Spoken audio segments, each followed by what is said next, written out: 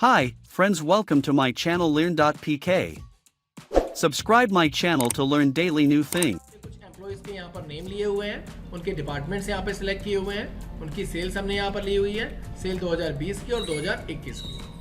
अब इसको हम किस तरीके से पाइवट टेबल में कन्वर्ट करेंगे, उसके लिए आपको करना क्या है, सिंपली डेटा को सिलेक्ट करना है। सिलेक्ट करने के बाद आपको जाना है यहाँ से इंसर्ट टैब के अंदर। अब यहाँ से देखेंगे आपका जो इंसर्ट टैब है, इस इंसर्ट टैब पे जैसे आप क्लिक करेंगे तो आपके सामने ऑप्शन आ जाएगा आपका पाइवट टेबल।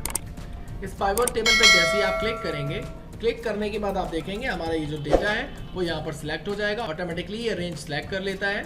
इसके बाद आप देखेंगे इसके अंदर हमारे पास सबसे पहला जो ऑप्शन है वो सिलेक्ट डेटा टेबल रेंज का है, यानी इसके अंदर हमारी डेटा की टेबल की रेंज लेनी होती है। अगर आपका कोई और डेटा है तो आप उसकी रेंज यहाँ पर सिलेक्ट कर सकते हैं।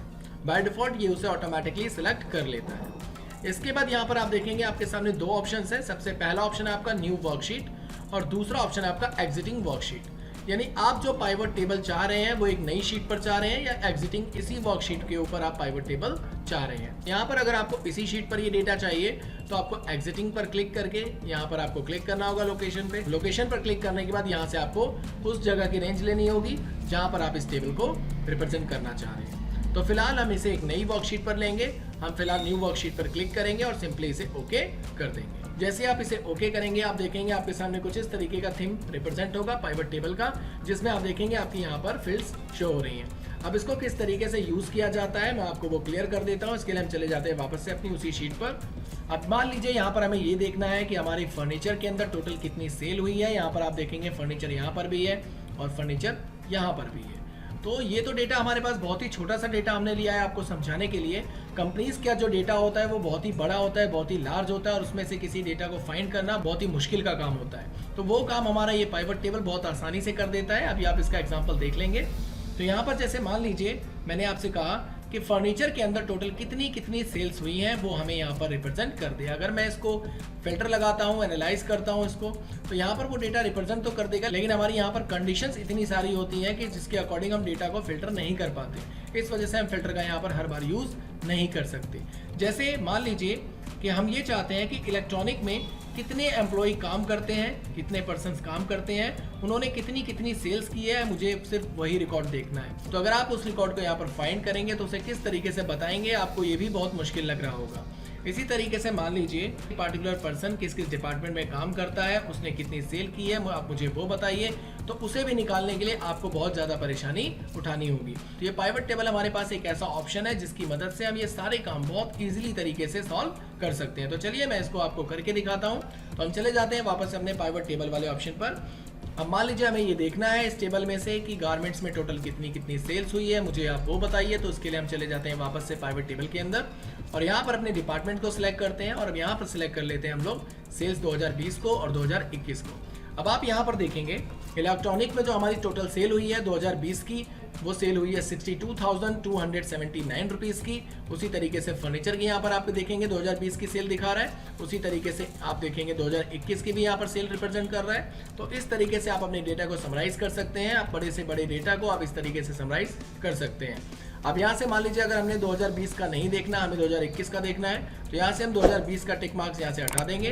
तो आप देखेंगे आपकी 2021 का जो डेटा था वो यहाँ पर रिप्रेजेंट हो गया। इसको मैं थोड़ा सा जूम करके आपको दिखाता हूँ ताकि आपको ये चीज़ और समझ में आए।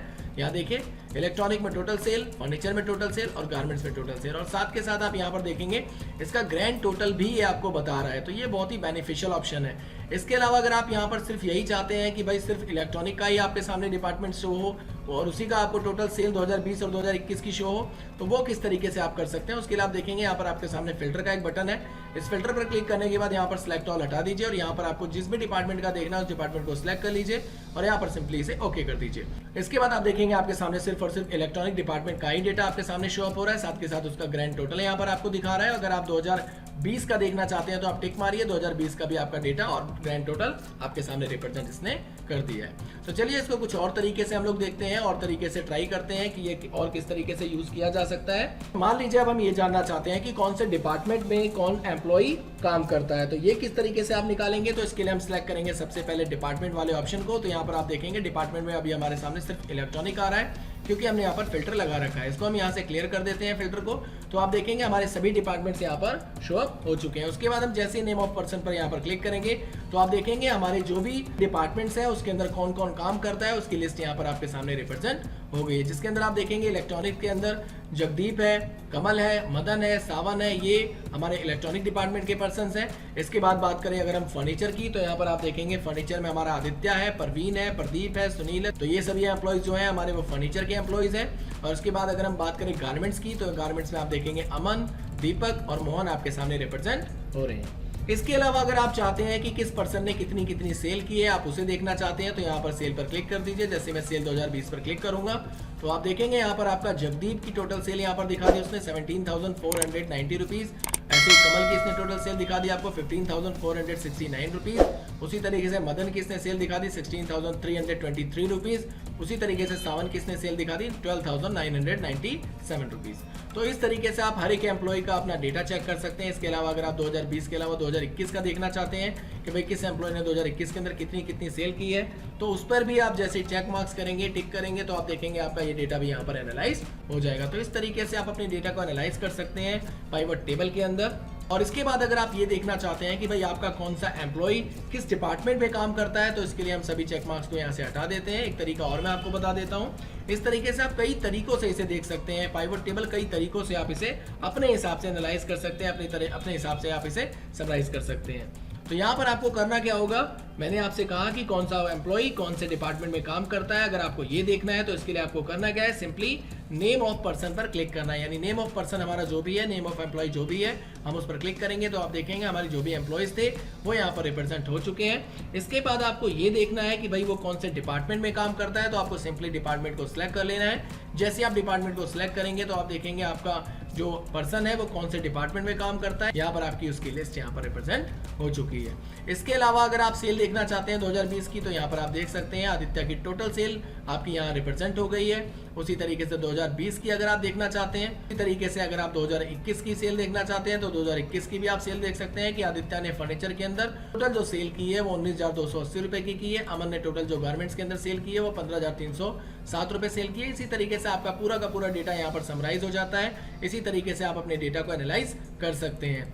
तो ये बहुत ही बेहतरीन फंक्शन है MS एक्सेल का। इसके बाद अगर मैं आपको बताऊं, अगर आप इसका प्रिंट आउट लेना चाहते हैं तो सिंपली आप उस टेबल की बजाय इस टेबल का प्रिंट आउट लीजिए, ताकि सामने वाले बंदे को ये देखते ही समझ में आ जाएगा कि ये डेटा में आखिर फंडा क्या है, किस तरीके से एनालाइज किया गया है, कर रहा है। तो इसके बहुत सारे कॉन्सेप्ट्स हैं, बहुत सारे तरीके हैं। मैंने 2-3 तरीके आपको बता दिए हैं। और भी जिस तरीके से आप इसे एनालाइज करना चाहते हैं और भी जिस तरीके से आप इसे फिल्टर करना चाहते हैं वो भी आप कर सकते हैं। मान लीजिए मैं यहाँ पर फिल्टर का ऑप्शन और भी मैं आपको दिखा देता हूँ। यहाँ पर फिल्टर पे जैसे आप क्लिक करेंगे और यहाँ पर आप देखना चाहते हैं सिर्फ और सिर्फ इलेक्ट्रॉनिक के एम्प्लॉइज को, तो यहाँ पर जैसे आप चेक मार्क्स करेंगे तो एम्प्लॉइज जो भी होंगे हमारे इलेक्ट्रॉनिक के वो आपके सामने यहाँ पर रिप्रेजेंट हो जाएंगे। तो इसका Thanks for watching the video and don't forget to subscribe to my channel learn.pk and hit the bell icon for new video notifications. Thanks.